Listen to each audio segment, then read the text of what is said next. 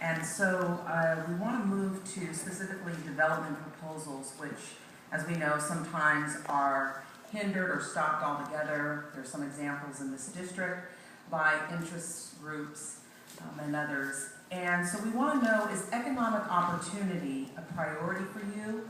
And if so, how would you balance this priority with other interests, such as low-income housing, community benefits, and historic buildings? Thanks for that question. Yes, economic development in many parts of the city and for the city as a whole is extremely important. It's essential. I think we've all said that before. I think you're all in agreement there. For example, San Pablo Avenue is a place that needs some revitalization and some new opportunities to work and have more economic development. And there are a number of other places in District 1 and throughout the city that needed some parts of the city outside of District 1 needed even more than here in District 1, but we all need it everywhere. And so I'm going to be a champion of that. Again, I mentioned before, I want to promote in particular, not exclusively, but in particular, clean tech economic development because it's very job intensive and it's good for the environment and it's consistent with Oakland's values. In terms of kind of development projects, kind of what you're talking about, I am a supporter of affordable housing. I'm a volunteer for the East Bay Housing Organization and the Interfaith Communities United. I think we need more affordable housing throughout the East Bay, including parts of Oakland. I support mixed-use developments, especially along transit corridors and transit hubs, as others have talked about earlier, and I want to be a champion for those. But we need to involve the community. You have to go through a process, the process to make sure the community is involved and has a chance to have an input as to what the final project looks like. Thank you.